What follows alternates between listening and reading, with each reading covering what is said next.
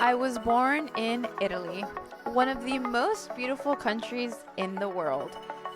But my parents decided to move to the United States where they had freedom and opportunity. So I grew up in none other than Miami, Florida. Statistically, I should be a Democrat because I'm an immigrant, right? Well, wrong. I am a gun loving, God fearing, conservative Republican whose mission in life is to spread the gospel and promote conservatism. Come with me on this journey as we explore controversial topics of today and sit with the nation's most influential people. This is To the Point with Lucia Scatamacchia. Hey everyone, welcome back to the Point with Lucia Scatamacchia, and today I have the honor of speaking with Mr. Christian Acosta. How are you? I'm doing well. The honor is mine, and thank you for giving me the opportunity to be on the show. Absolutely. So you have decided to run for Congress. Is that right? Yeah. Yep. I'm already a filed candidate. I've qualified, so I will be on the ballot in the primary, and then if I win the primary, I'll be on the ballot in November. So what has led you to take up the challenge to run for Congress? I get that question a lot. The truth of the matter is, I've always been interested in politics and in public service. I just want to be able to put my problem solving skills to task. I really think I can help and make this district better. I also, I went to school here, middle school and high school, so I really grew up here. This is where I developed as a young adult before going off to college. And when I was able to move back, Republicans have to go get gainful employment. So I had to go work, and I got a job in Pittsburgh for about 12 years. But I was able to move back here with my family because I always wanted to be closer to my parents. They've lived here for 20 plus years. Yeah. And I had an opportunity to get involved. I knew individuals who were involved more in the party. And there was nobody who had really run against Lois Frankel before. We didn't have representation. And I didn't feel that anybody in South Florida in this district had a voice. Even if you're registered as a Democrat, you probably have never spoken to Frankel, don't know anything she's done, and you've never heard about Palm Beach County in the news except when we screw up a recount. So the point is, there's no one speaking for you. And that's not right because we have a lot to offer. So I said, I want to do that. I want to give back to my community. This is where I'm raising my young daughter. So I want to make sure it's as good as it can be. I know that we need to have a voice in Washington. We should be getting as much benefit from Washington as possible because that's what a representative's job is, to help your district. And since I don't see that happening, I said, I'm going to step up and I'm going to give people a real choice, a real option. And if I'm elected, I'm going to deliver for this district. I can guarantee that. Oh, it's fantastic. I love the confidence. Now, let me ask you. Well, for sure. If I win the district, the Republicans are going to keep it. So they're going to stuff. You will get things. Exactly. Now, let me ask you. You did mention you spent some time in Pittsburgh. And Yeah. so I think the question we all want to know is, are you a Pittsburgh Steelers fan? To be fair, I'm actually more a college football fan than anything else. I went to the University of Florida, so I'm a big Gators fan. Okay. Um, I never had a big NFL team. I kind of watched the Dolphins here and there. I watched the Bucks, Tampa Bay. But if you live in Pittsburgh that long, yeah, you have to be a Steelers fan. And there's a ton. There's probably more Steelers fans in Florida than maybe some of the other Yes, teams. I'm a So Steelers fan. So there my you go. brother, when he came to the United States from Italy, the first place they went to, believe it or not, was Pittsburgh. No, it's very common. There's a huge Italian population there. Yes, and so we are not Miami Dolphins fans. No, no, no. We are Steelers fans, and I don't want to hear anything against the Steelers because our Super Bowl trophies. Yep. So And many. it was also fun. I mean, they do a lot in the city. They are part of the city's life. Like the city really, really cares about football. So it's just, and I lived in Pittsburgh. I lived in South Side. So I Right. had a nice little apartment there. And it was just, you go out every weekend. It's something to do. It brings people together. It was really fun. Okay, that's awesome. So let's go to the tough questions and something that is facing our nation today after the unfortunate death and murder of George Floyd is America being systematically racist, inherently racist, founded on racist values. And in your platform, you say that you are a problem solver. And I love that. So let me ask you, how can we solve the problem of that false perception that America is such a systematically racist place for the African American community? This is actually not an easy question. Here's the first thing that I want to say. It is 100% true that bias and racism exists in the country. It exists everywhere in the world. You know, I'm Hispanic. I've been to Central, South American, Caribbean countries. There is a lot of racism there as well. And it's different, and there's different facets to it. It has to do with degrees of mixing, color of skin. It exists everywhere on the planet. The problem is, what are we going to do about it? I don't disagree that we should do everything we can to combat bias and bigotry. I have had a blessed life and I haven't had to face it, but my father in the Air Force did. He was a Puerto Rican in the U.S. Air Force, and he told me all the stories back in the day of being discriminated against. It exists. But the idea that somebody in Washington is going to sign a piece of paper and magically racism is going to go away. I mean, how stupid does that sound? Like, I'll straight up say it. It's the dumbest thing ever. And you know it. Anybody who really sits back and thinks about it, they understand it's not true. No one in Washington is going to fix it. Because if they could, it would have been fixed 50 years ago. The bottom line is, this stuff, racism is a problem everywhere. So in that case, you can say it's a national problem, sure. But all racism is local. It's local because it involves individual people. It's a person's own bias. It's a individual department that refuses to do things. It's an individual school district. It's an individual elected official. It's an individual judge. If you think that it's going to be solved at a national level, it's not. I don't know how else to tell you that, but I can tell you that there's a lot of dishonest politicians who want you to believe that, because then the logical conclusion is vote Democrat. Okay, guess what? Joe Biden isn't going to do a damn thing to solve racism. I'm sorry, but it's true. Right. There were more hate crimes under Barack Obama's administration than there have been under the Trump administration. Right. And I know that's not going to convince anybody, but what I'm trying to point out, and I'm not blaming Obama for that, what I'm trying to point out is it isn't at the top that we have to do all of this investigation. So even though this isn't exciting or sexy, what I will say is the very first thing we need to do is go and figure out what happened in Minneapolis. Minneapolis, we have an officer who in his 19 years had 18 internal affairs citations against him. All right. Wow. Next to him was an officer who was involved in an incident where he allegedly kicked a black man's teeth in, and they paid that black man a settlement.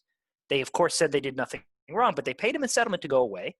If you remember, before Trump was even president, we had the Philando Castile case, also in Minneapolis, and they found the officers involved not guilty, but they paid Philando Castile's family $2 million.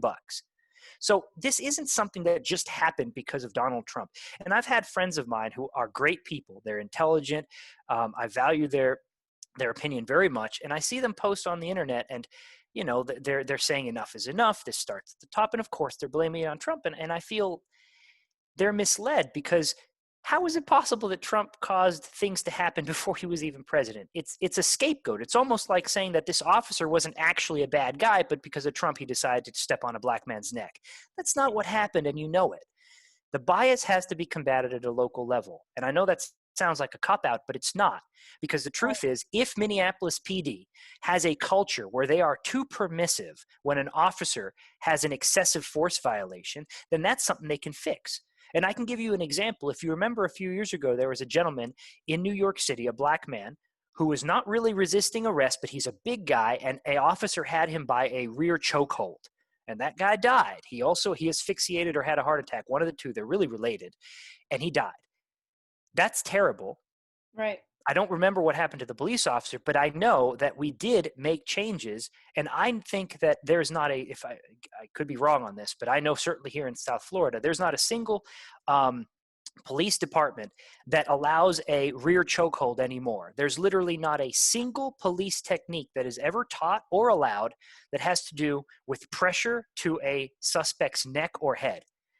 That's something we learned. Does it fix racism? No, it doesn't. Right. But it at least prevents people who have bias from causing as much harm. And you do that over and over and over and over again, and you get better and better and better. The bias isn't going to go away because you have racial sensitivity training at a police department. That's some like Dilbert comic strip, The Office type of joke. You know, everybody who's been in a corporate environment knows that all these trainings are BS. The truth is, you prevent people who have bias from either having access to force or from being able to do something, or you take them off this job and you put them on a different job, or you just get them out of the position. But that is something that you do at the local level. I want to see an investigation into why you had so many excessive force violations in the Minneapolis PD. I want to understand what this chief of police was doing, what the mayor was doing, what the internal affairs officer were doing, what the district attorney was doing. I want to learn from that, and then I want to roll that out to every single police station in the country. And then the next time something happens, and it will, I want to learn from that. I can't fix racism, but what I can do is say, if our police departments aren't learning from every single event and making sure that bias cannot harm people, then we're not doing our job. And one last thing, it's a bit long-winded, but if we just do nothing but blame the president or have Joe Biden lead a national discussion, whatever the heck that's supposed to mean, and we don't go in and we investigate what happened in Minneapolis, we will have learned nothing. George Floyd will have died with literally nothing good coming out of it, and it'll happen again. And that's the truth that everybody needs to stare in the mirror. I don't have any problem with people saying they want to protest and give support and make sure that this issue doesn't just go away. That's fine. Sure. But we need to learn the right lessons. The right lesson is something happened in the Minneapolis PD culture that allowed this officer to still be out there patrolling. Something happened that allowed him to be using pressure and stomping on people's necks, which is not a police technique. And why wasn't he ever disciplined? What happened and why? We need to learn that. And if we don't learn that, then everybody who's out there putting pressure or throwing shade on the president instead, you're part of the reason we're not getting better, because you're diverting attention from where it really should be. And that's just the truth. And I know it's not interesting, but it's the truth. And would you say, big corporations as well are sort of putting the focus on racism instead of police brutality, what actually happened? Because I had an incident yesterday. I co-own an Italian restaurant with my father in Miami, Florida. And we noticed that on Uber Eats and on Postmates and on all of those tablets, it said support Black businesses. And so on the front of the page, before you can look for anything, they said, hey, you want to support these restaurants because they are owned by African Americans. And so, or they were giving free, they weren't charging for delivery on those services or those restaurants. Exactly. And so I called Postmates and I said, hey, I would just like to know when we will have a support white businesses day, or when we will have a support Latina day or support Italian day, because I was born in Italy. My mom's Peruvian. That makes me Latina, Italian, and I'm white. So I just want to know when that's going to happen. And I said, you want to know why it's not going to happen? Because if roles were reversed, this would be so racist. And so I want to know who I can speak to about the blatant discrimination on these applications. I suspect there's going to be a lawsuit against that policy. I cannot tell you that I'm educated enough to say how that lawsuit will go. But I did hear about that. The intent is to try. Look, I will say this.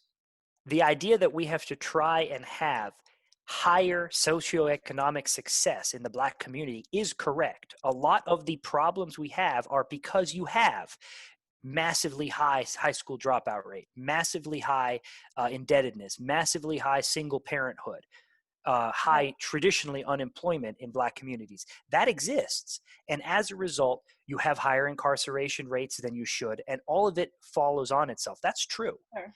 But the idea that we're just going to blame it on perception or just everybody's biased or something, and we're going to ignore the fact that, well, you've had, in many cases, politicians who've been preying on that racism angle for 50 years and haven't improved your life.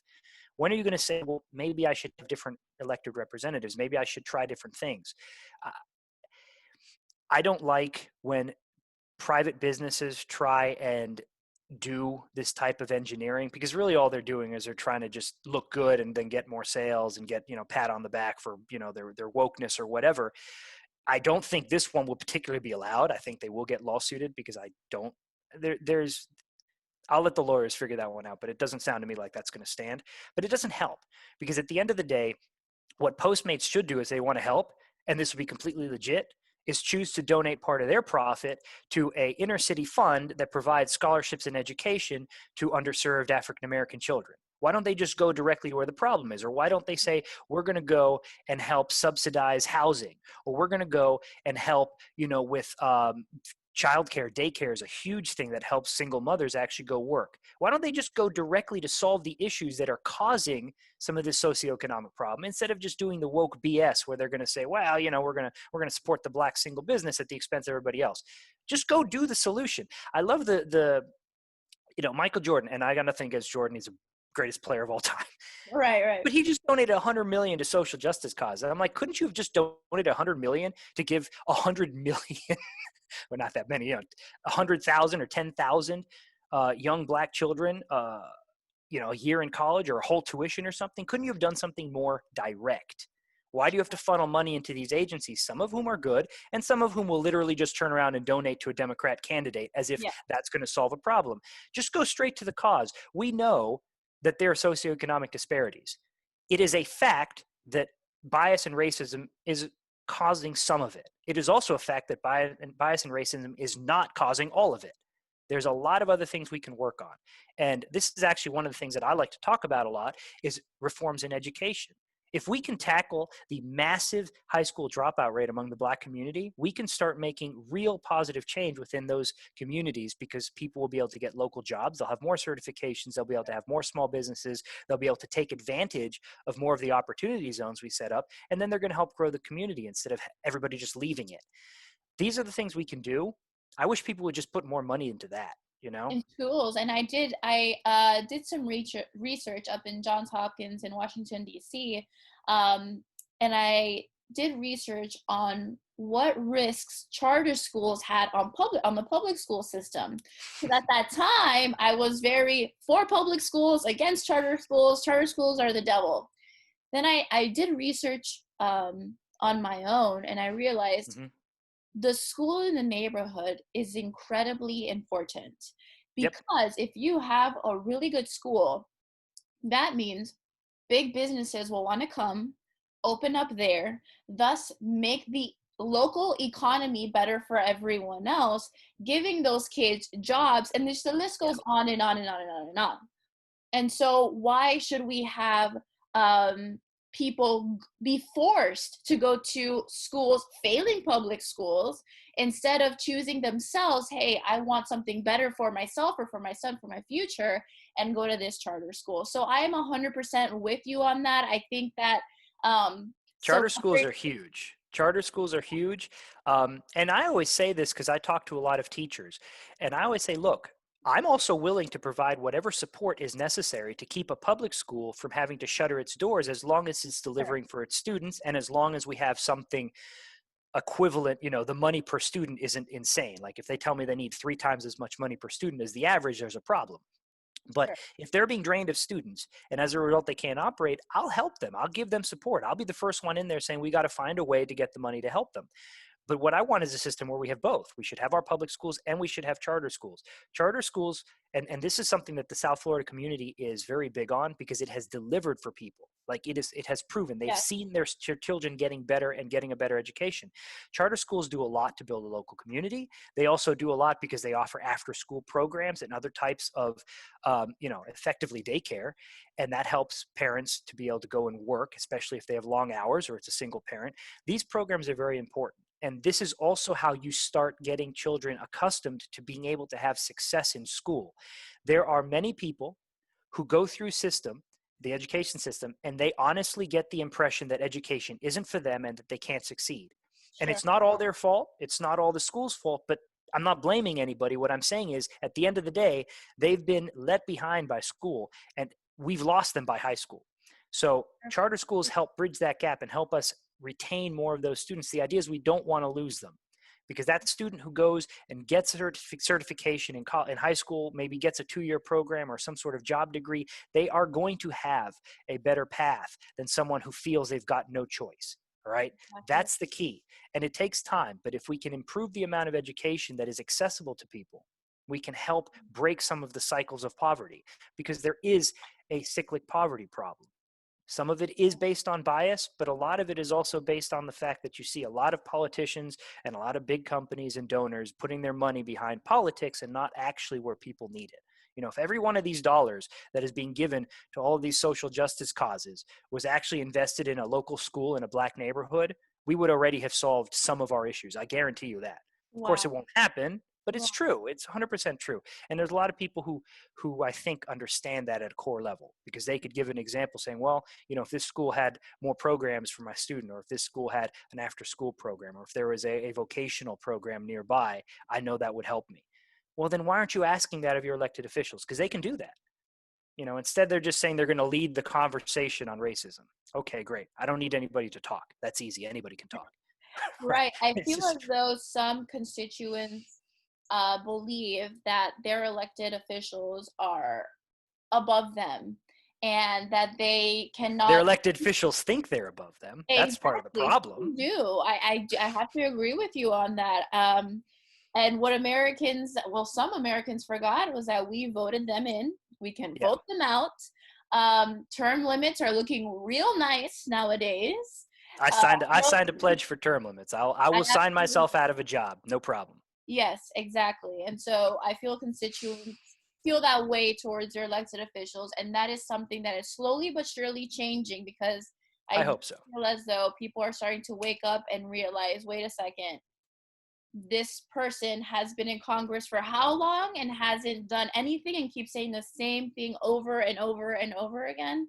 No. Right. So let's go back to police brutality. There's a lot of talk all over the nation about defunding the police. I know in Arizona, a good friend of mine who is a police officer, he told me that bills are being passed to defund the police. Thus, he will get a 25% pay decrease. Now, do you believe the problem with police brutality will be solved with defunding the police? What is the answer to this problem? First off, I will make a joke. Headline, this is a joke. They'll take me out of context. But I will support defunding the police as long as there is an 8-month probationary period where we try it out in Beverly Hills and Washington, D.C. first. Right? That's what I'll do.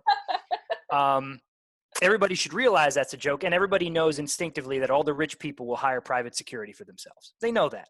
So most people, I believe, understand defunding the police is insanely stupid. The problem is, jokes aside, this is gaining traction. You're going to see this effect in the lowering of police budgets, but you're also already seeing it where schools and school districts are kicking police off campus. And I'm thinking to myself, that's one of the dumbest things you can possibly do, because unless your school resource officer is actually causing issues, in which case you should have gotten rid of the person a long time ago, Sure. Unless your school resource officer is actually causing issues, then you are giving up the ability to have heightened amount of security in your school. You have to understand, if you went to a school that's kind of like a normal school where nothing bad ever happens, you're not in a situation where there's concern. The concern is the school that's in a depressed area that has high amounts of drugs and violence. And the fact that if students don't feel safe getting to school, or if they have bad influences on the way to school, you're going to lose a lot of those students, and the school literally has no ability to help them. Right. Police presence, and I don't mean going around and arresting drug dealers. I mean simply being there so that the drug dealers go to a different street corner. Police presence so that students going to school aren't seeing nothing but this type of drug culture is very important to helping schools in the hardest areas lift some of their students out. The idea that we're going to get school police out of there or police presence away from the schools is insane. What do you think is going to happen? Who's going to stop people going and having, negative influence on young, impressionable minds? What's going to happen when you know that somebody's dealing drugs on the corner? Your teachers are going to go and tell the guy to leave? Like, what do you think is going to occur? Seriously, think about it. Right, I know there are high school teachers who have, all I'm saying is take politics out of it. Maybe most of the teachers, I guess, hate Trump or whatever. Take politics out of it. Ask yourself this. If you know that 1.5 blocks away or right on the street corner, there's a guy who you know is a gangbanger. He knows that he's a bad guy. Nobody else is a bad guy, but he's a bad guy. And he's selling drugs, and all of your students walk by him on the way in. Are you A, going to not give a damn? Or are you, B, going to try and get him to leave? And if you're going to try and get him to leave, how are you going to do that? You're going to confront the guy? What do you think is going to happen? The point is, you can't make these nonsensical decisions. If there's an officer who you think is not good for the job, then absolutely Fire him.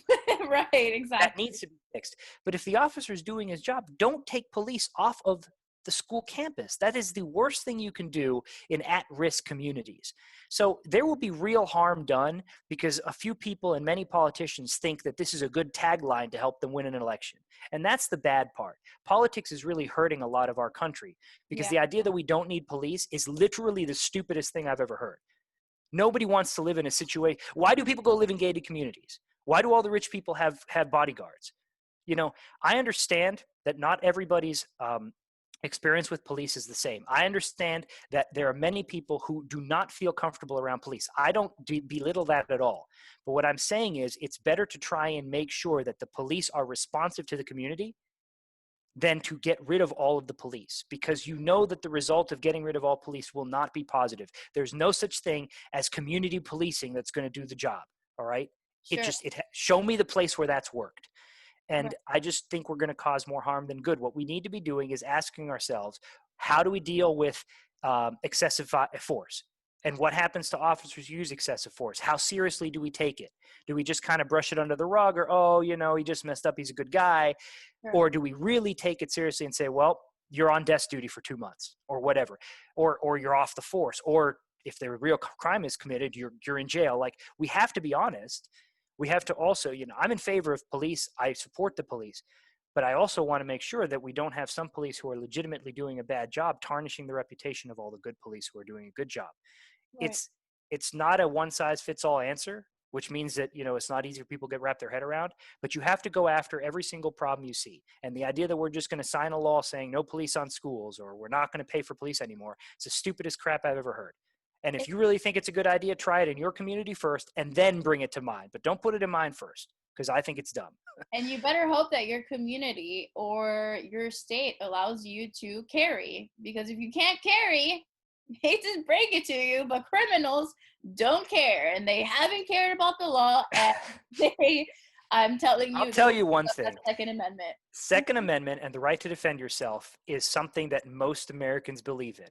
And I've gone, and, you know, I won't use names or anything, but I've gone to communities here in Palm Beach County. I went to Delray, and I had discussions with individuals, and this one individual, she was Black, and she was telling me, I didn't even bring this up. She went out of her way to tell me, don't assume that just because someone may be Black or may lean Democrat, that they aren't in favor of gun ownership and the Second Amendment. She says, I know that a firearm gives me the way to have a chance to defend myself against, you know, without a firearm, I have no chance against a 6'5", 300-pound man, you know, Sure. and not even the woman. I physically have no chance against a 6'5", 300-pound man. But with a firearm, it's an equalizer. And she says, the question isn't, for many people, for many Black people especially, the question is not, well, I'm against guns. The question is more, I am nervous about how the police will react to me having a gun. Sure. And that's a valid question. That is 100% legit. That I brought up Philando Castile before. That's actually, they thought he was going for a gun. You know, that happened. I get it. That's a valid concern. But don't mistake that for like being anti-gun. A lot of people, especially minorities, are in favor of gun ownership because they understand that the only person I can really rely on to defend me and my family is myself. So Correct. right to defend yourself is a winner. It's something we have to be in favor of. I'm in favor of it. And I think, you know, politicians who are going against gun ownership are really barking down the wrong path, especially nowadays when you see that maybe the police are either you're scared of them or you're scared that they're not going to do their job because they're trying to be, you know, politically correct. Either way, you know, I'm in favor of responsible firearm ownership. So let me ask you, you said responsible firearm ownership. We know that Florida has passed red flag laws. Yeah. And we know that in order to get a firearm in Florida, you have to get a license and then purchase your firearm. It's not open carry, it's concealed carry. Right. So I think what a lot of people and conservatives want to know is, are you for constitutional carry, or are you for some restrictions on the Second Amendment right? I am not. I don't like any restrictions on the Second Amendment. Um, I am not someone who's going to go back in time and say, let's undo what we did under Reagan, but I'm not going to vote for any further restrictions. When somebody comes up to me and they say, oh, well, are you in favor of universal background checks? I had this question on a questionnaire the other day. The first thing I say is, we already have to pass an FBI background check. What exactly do you mean? And then usually if they explain it, what they end up doing is creating a registry and effectively trying to work around, prevent people from owning guns. I think that we need to have as clear a pathway to ownership. There shouldn't be any barriers other than, you've got X, Y, and Z on your criminal record. So there are existing checks that the FBI does. We need to be careful with what they are. I don't like the red flag laws in Florida because I think they're too easy to violate. We've already had a number of cases of it being used. I forgot the exact numbers, but there was an example in Connecticut, I think, where you went from 100 or so people having their license revoked to right after a red flag law was passed there, it went into the thousands. And the idea was, well, did people really change that much? Were these people who should have had a gun removed from them, but all of a sudden, we weren't doing it? Or was this abuse of the law? And here in Florida, you see that it's potentially being abused. I don't like the idea that a neighbor who may have other motives can possibly go and have you lose your right, and then you have to go through an extensive appeal process to get it back. That's not the right way to go about it. So I don't like the red flag laws here in Florida. I'm running for U.S. Congress, but I wouldn't have supported the ones that we passed here, and I'm not going to support that type of law in federal court. That's awesome. I'm okay with constitutional carry. I think it's going to be an uphill battle to take away the state's abilities to have their own permits. So it depends, but I'm not going to sign any bill that will further infringe on your right to own a firearm. And this idea that you can't own a semi-automatic firearm, or what they're trying to call assault rifles and all this jazz, that's just another way to limit your ability to own a weapon. So no, I think that owning a weapon is a right that you have. It's a right that you have to protect your family. The best police officer in the world is not going to get to your house any faster than a minute or two. And when somebody's breaking into your house, they've got the advantage because they're probably experienced. And if they want to hurt you, most will not. Most will run away. But if they want to hurt you, the police aren't going to get there in time to protect you and your family. That's just the truth. Anybody who says otherwise is being dishonest. The police don't live next door to you. If they do, then you're in the minority. Most people don't have a police officer who's going to be there in 60 seconds. And if somebody breaks into your house trying to hurt you, what are you going to do? I'm not going to be able to fist fight or knife fight the guy breaking into my house. It's just not going to happen. So you do have a right to defend yourself. And here in Florida, we do value that right and we defend it. And I think it's the right thing to do. Thank you. So there you have it, gun owners. I'm especially happy of your response. I'm sitting here to Congress with a great feeling that you're going to support our Second Amendment right. So yeah, you won't have me pass any law to infringe on it. I don't believe in that. Praise God. Amen. So we have spoken so much today. I absolutely love this interview. I'd have to say my favorite thus far.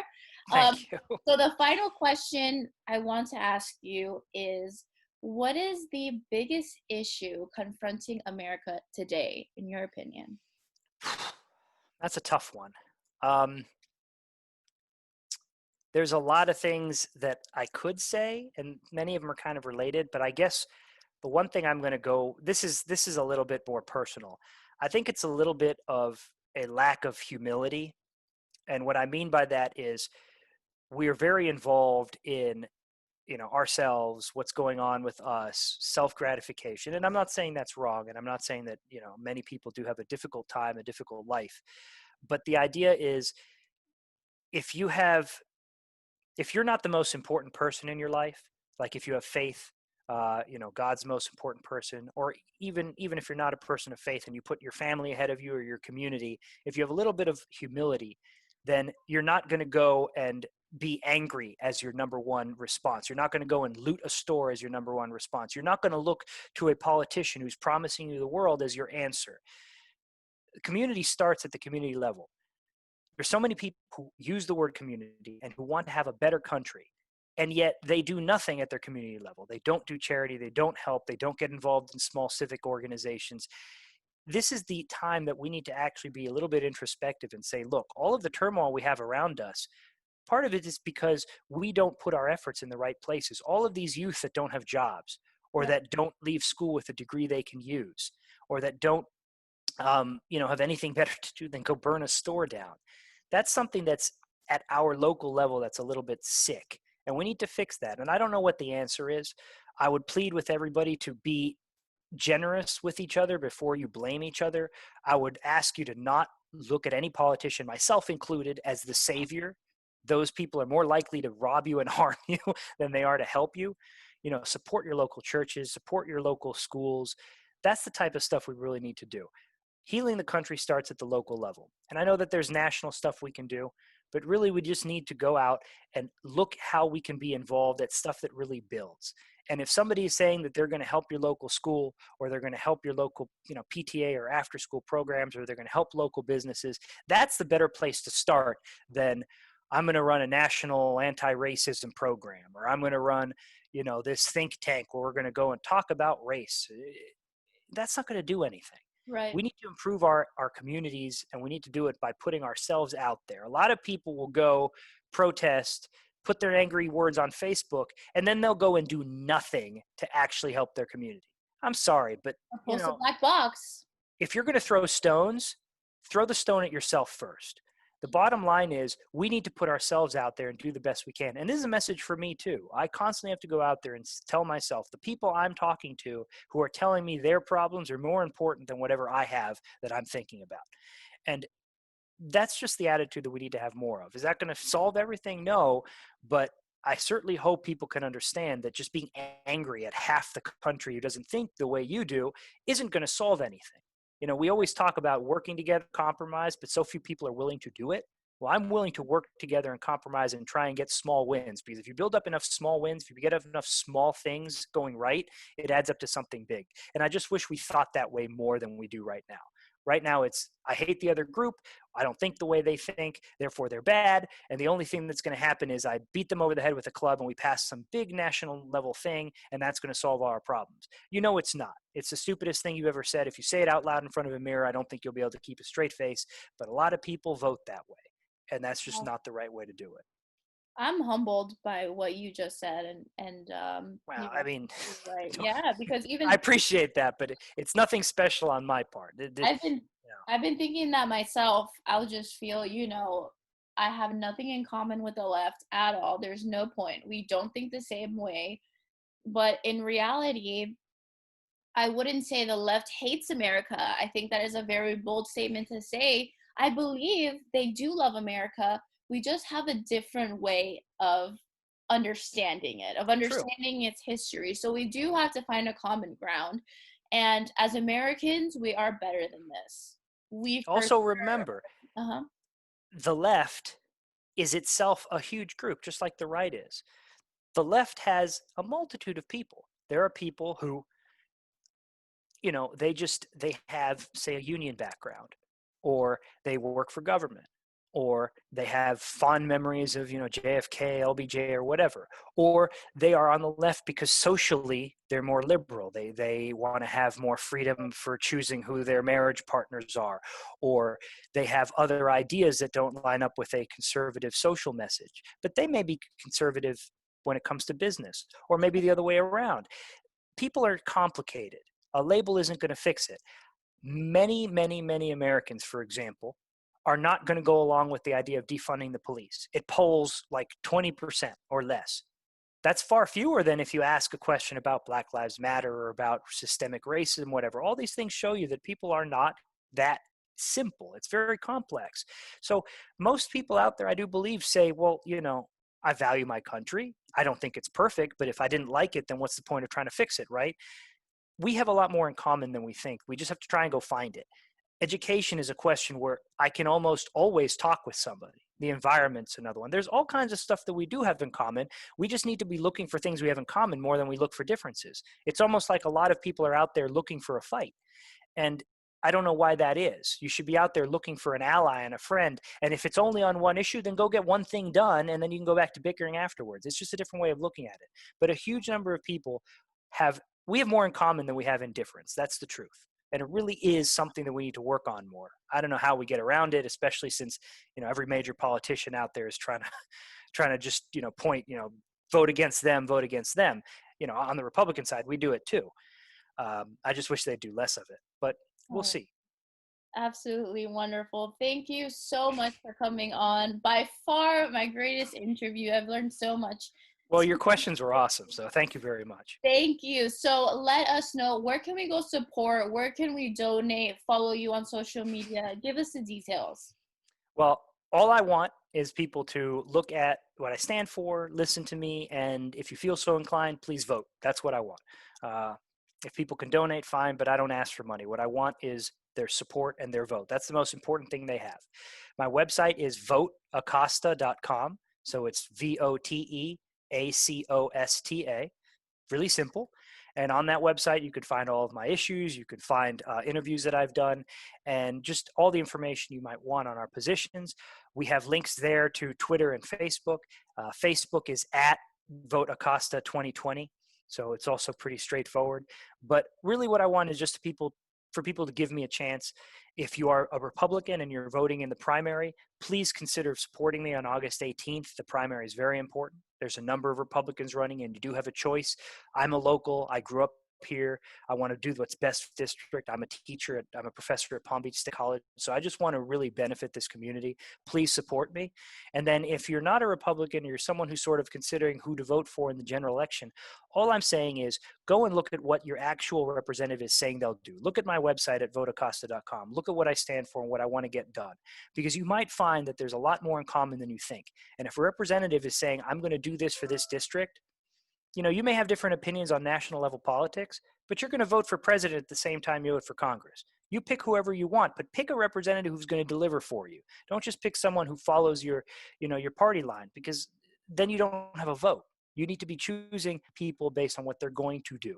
And what I want to do is improve our economy, our education program. I want to work healthcare here. There's a lot of stuff we can do that's incredibly important for Palm Beach County. And if your representative hasn't been doing it, hint, Lois Frankel hasn't done anything, then maybe you shouldn't support her again. So that's just something I'd like people to consider. But please go to voteacosta.com, take a look, see if you like, and please vote in the primary if you're a Republican. August 18th, it's very important. Well, thank you so much, ladies and gentlemen. If you liked this video, which I know you did as much as I loved being a part of it, go ahead and give it a like. Don't forget to subscribe to the channel. I'm Lucia Scatamacchia, and this is To The Point. Thank you again so much for coming on, and we will see each other very soon. Thank you. Bye-bye.